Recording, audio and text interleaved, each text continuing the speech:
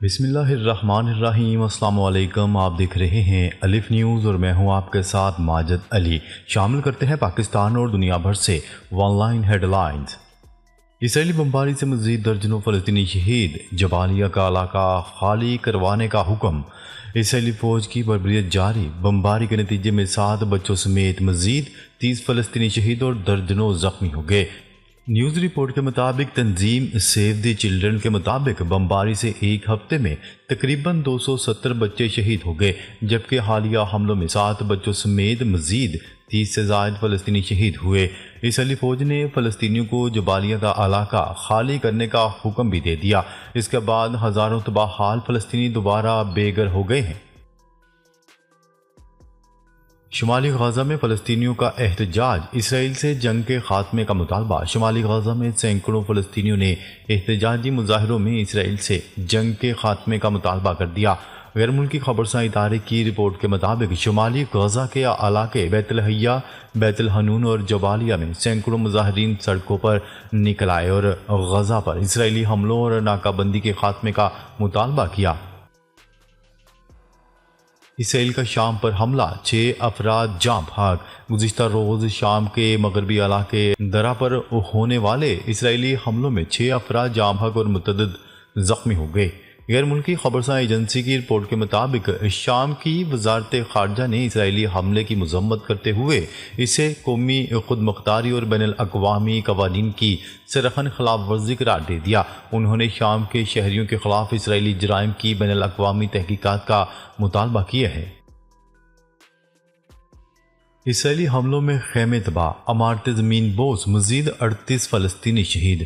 اہل غزہ پر چھائے صہیونی دہشت گردی کے خونی بادل چھٹ نہ سکے۔ اسرائیلی حملوں میں خیمے تباہ، کئی رہائشی عمارتیں زمین بوس ہو گئیں۔ عرب میڈیا کی رپورٹ کے مطابق گزشتہ 24 گھنٹوں میں مزید 38 معصوم فلسطینی لقمہ اجل بن گئے۔ اسرائیل کے حالیہ دہشت گردانہ حملوں میں 270 سے زائد بچے جان کی بازی ہار چکے ہیں۔ اسرائیلی فوج نے فلسطینیوں کو جبالیہ کا علاقہ خالی کرنے کا حکم دے دیا۔ غزہ پر دوبارہ حملوں سے مزید 1,42,000 فلسطینی جبری بے گھر ہو گئے۔ چین امریکہ کے لیے سب سے بڑا فوجی اور سائبر خطرہ ہے، انٹیلیجنس رپورٹ میں تہلکہ خیز انکشاف۔ امریکی انٹیلیجنس ایجنسیوں کی تازہ رپورٹ میں چین کو امریکہ کے لیے سب سے بڑا فوجی اور سائبر خطرہ قرار دیا جا رہا ہے۔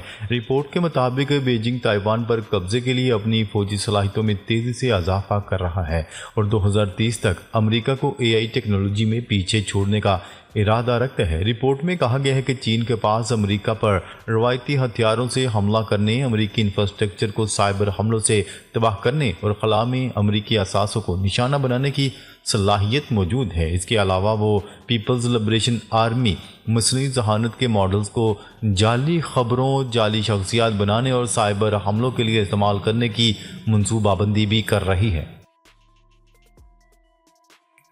ایرانی کرنسی تاریخ کی کم ترین سطح پر $1 40 لاکھ ریال میں بکنے لگا۔ امریکی پابندیوں اور معاشی بحران کے باعث ایرانی کرنسی کی قدر بدترین گراوٹ کا شکار ہو گئی اور پہلی بار ایک امریکی ڈالر 10 لاکھ ایرانی ریال سے تجاوز کر گیا۔ ماہرین کے مطابق امریکی صدر ڈونلڈ ٹرمپ کی نئی زیادہ سے زیادہ دباؤ مہم کے باعث ریال کی قدر میں مزید کمی متوقع ہے۔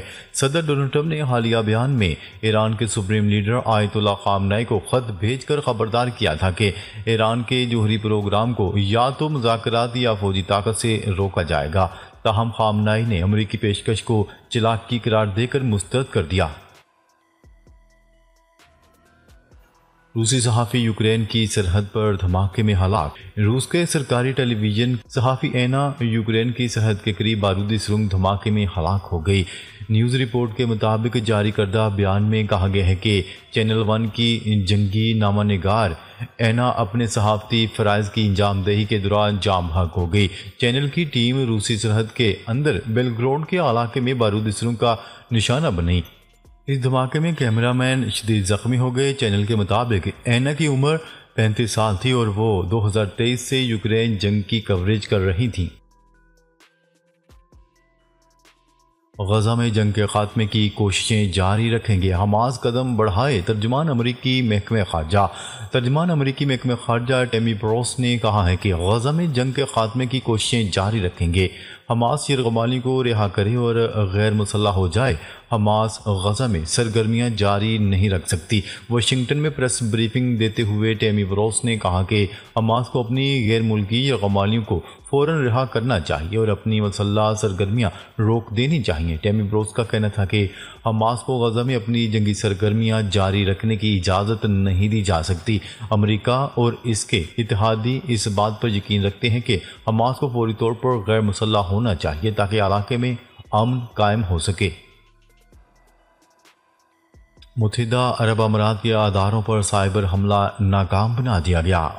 اماراتی سائبر سیکیورٹی کونسل کے مطابق اماراتی حکومتی اور نجی 634 اداروں کو عالمی سائبر حملے کا نشانہ بنانے کی کوشش کی گئی۔ امریکہ چین کی AI ترقی سے خوفزدہ 50 چینی ٹیک کمپنیاں بلیک لسٹ کر دیں۔ امریکہ نے بیجنگ کی مصنوعی ذہانت اور جدید کمپیوٹنگ کی صلاحیتوں کو محدود کرنے کی غرض سے درجنوں چینی ٹیکنالوجی کمپنیوں کو ایکسپورٹ بلیک لسٹ میں شامل کر لیا اور چین کی مصنوعی ذہانت کی صلاحیتوں کو کم کرنے پر کام کی رفتار دگنا کر دیا گیا۔ CNBC کی رپورٹ کے مطابق امریکی محکمہ تجارت کے bureau of industry and security نے 80 کمپنیوں کو ایکسپورٹ بلیک لسٹ میں شامل کیے ہیں، جن میں سے 50 سے زیادہ کا تعلق چین سے ہے، جس نے امریکی کمپنیوں کو حکومتی اجازت نامے کے بغیر کمپنیوں کو سپلائی سے روک دیا ہے۔ جنوبی کوریا کے جنگلات میں لگی آگ پھیلنے سے 19 افراد ہلاک، دی مندر منہدم۔ جنوبی کوریا کے جنگلات میں آگ لگنے سے 19 افراد ہلاک ہو گئے۔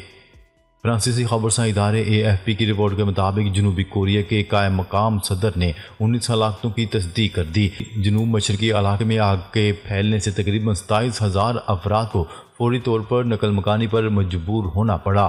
حکام کا کہنا ہے کہ جنگلات میں لگی آگ میں 18 شہری ہلاک ہوئے، جبکہ آگ بجھانے میں ہیلی کاپٹر کا پائلٹ اس وقت ہلاک ہو گیا جب اس کا طیارہ پہاڑی علاقے میں گر کر تباہ ہوا۔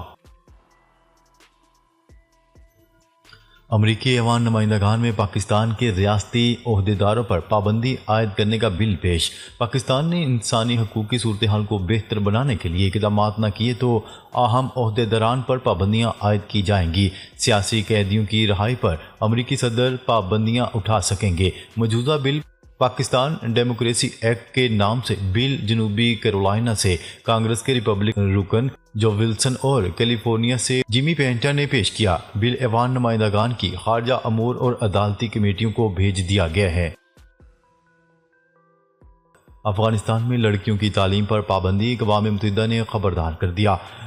UN ویمن ایگزیکٹو ڈائریکٹر سیما بہاوس نے افغانستان میں لڑکیوں کی تعلیم پر پابندی سے متعلق خبردار کر دیا۔ غیر ملکی خبرساں ادارے کی رپورٹ کے مطابق UN ویمن ایگزیکٹو ڈائریکٹر کی جانب سے افغان لڑکیوں کی بنیادی حقوق کی فوری بحالی کا مطالبہ کیا گیا۔ سیما کا کہنا ہے کہ لڑکیوں کو تعلیم سے محروم رکھنا نسلوں تک اثرات مرتب کرے گا۔ افغانستان کی لڑکیوں کو فوری طور پر اسکول واپس جانے کی اجازت دی جائے۔ اسرائیل نے آسکر انعام یافتہ فلسطینی فلم ساز حمدان بلال کو رہا کر دیا۔ اسرائیلی پولیس نے آسکر ایوارڈ یافتہ فلسطینی فلم ساز حمدان بلال کو ایک دن بعد رہا کر دیا، جنہیں پتھراؤ کے الزام میں حراست میں لیا گیا تھا۔ تاہم انسانی حقوق کے کارکنوں کے مطابق بلال پر اسرائیلی آبادکاروں کے حملے کے بعد انہیں غیر منصفانہ طور پر گرفتار کیا گیا تھا۔ ایران نے فیفا ورلڈ کپ 2026 کے لیے کوالیفائی کر لیا۔ ایران کا ازبکستان سے گروپ میچ 2-2 گول سے برابر رہا۔ ایران کی فٹ بال ٹیم کا گروپ اے میں 20 پوائنٹس کے ساتھ پہلا نمبر ہے۔ فٹ بال ورلڈ کپ اگلے برس امریکہ، کینیڈا اور میکسیکو میں ہونے جا رہا ہے، جس میں 48 ٹیمیں شرکت کریں گی۔ ان دنوں مختلف براعظموں میں میگا ایونٹس کے لیے کوالیفائنگ راؤنڈ جاری ہیں۔ حرمین میں عبادات، 25 لاکھ سے زائد نمازیوں کی شرکت۔ مسجد الحرام اور مسجد نبوی صلی اللہ علیہ وسلم میں شب قدر کی تلاش میں تیسری تاکرات پر خصوصی عبادت کا اہتمام کیا گیا، جس میں لاکھوں نمازیوں نے شرکت کی۔ رمضان المبارک آخری عشرے کی 25ویں شب کے موقع پر مسجد الحرام اور مسجد نبوی صلی اللہ علیہ وسلم میں 25 لاکھ سے زائد نمازی شریک ہوئے اور نوافل ادا کیے۔ سعودی عرب کے شہر ابہا میں موسلادھار بارش ژالہ باری سے پہاڑی علاقوں نے سفید چادر اوڑھ لی۔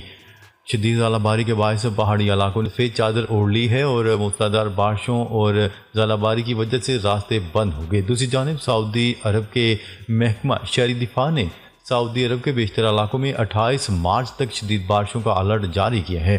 شہریوں کو احتیاطی تدابیر اختیار کرنے کی بھی ہدایات کی گئی ہیں۔ 30 مارچ کو شوال کا چاند نظر آنے کے قوی امکانات ہیں۔ سپارکو نے کہا ہے کہ 30 مارچ کو پاکستان میں شوال کا چاند نظر آنے کے قوی امکانات ہیں۔ پاکستان میں عید الفطر 31 مارچ 2025 کو منائی جانے کا امکان ہے۔ ادارے نے کہا ہے کہ سائنسی تجزیے کے مطابق چاند 27 گھنٹے کا ہوگا، روشنی 2% رہے گی۔ سپارکو کا کہنا تھا کہ سعودی عرب میں 29 مارچ کو چاند نظر آنے کے امکانات بہت کم ہیں۔ سعودی عرب میں بھی عید 31 مارچ کو ہونے کا امکان ہے۔ ناظرین، اب تک کے لیے اتنا ہی۔ مزید خبریں لے کر بہت جلد آپ کی خدمت میں حاضر ہوں گے۔ تب تک کے لیے اپنا خیال رکھیے گا۔ اللہ نگہبان۔